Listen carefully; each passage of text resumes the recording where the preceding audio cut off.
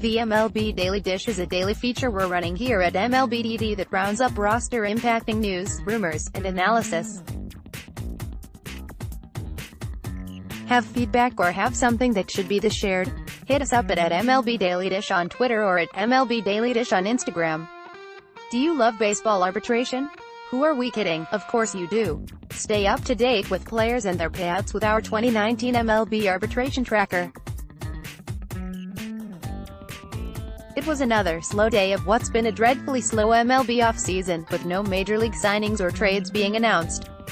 Arguably the biggest news of the day across the baseball world was recently retired outfielder Melvin Upton Jr.'s decision to once again go by BJ, a name he used from the time he was drafted through 2014.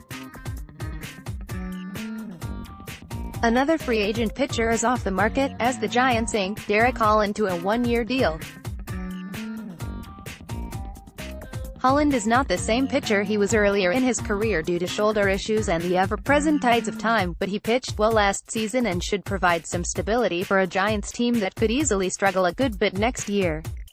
The Rays continue to make moves to try and remain relevant in the incredibly difficult AL East. They were quite good last year despite a third-place finish and continued to add to their roster with the addition of Garcia on a one-year deal. We continued our look at how the offseason has gone so far with a look at how the AL Central grades out this offseason, at least until this point.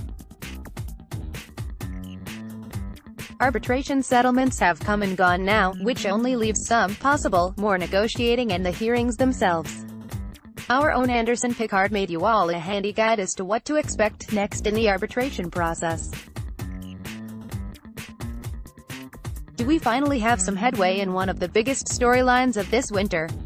The White Sox have offered Manny Machado an 8-year deal, per report. The Mets' new front office has made it abundantly clear that they are really trying to go for it this season, most recently by adding 2018 All-Star Jed Lowrie on a 2-year deal. The National League East is shaping up to be a bloodbath in 2019. If you're sick of the two-player circus that has been ensuing all off-season, here are 10 storylines to follow throughout the rest of the winter. The Braves, still in the market for a corner outfielder, have been having some talks with one of the top outfielders still on the free agent market in A.J. Pollock. The Braves have been relatively quiet since signing Josh Donaldson and Brian McCann to a one-year deals, but they could still be big movers this offseason before the dust settles. It's now more unlikely than ever that Kyler Murray will pursue baseball after he officially declared for the NFL Draft Monday, but if he's still considering it, MLB would allow the Athletics to add the two-sport star to their 40-man roster. The Nationals, continuing the trend of National League East teams looking to contend, signed second baseman Brian Dozier to a one-year deal. The Nationals have been big players this offseason, and if they were to re-sign Bryce Harper somehow, they would be among the favorites in the NL yet again. Veteran pitcher and wearer of many jerseys Jamie Garcia is retiring at the age of 32, which seems like the life, to be honest. The Blue Jays waded into the free agency waters with the signing of reliever David Phelps to a one-year deal with an option for a second year.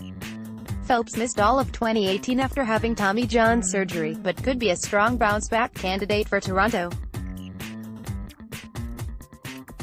The Brewers signed Yasmani Grandal, the best catcher on the free agent market, to a one-year, $18.25 million deal.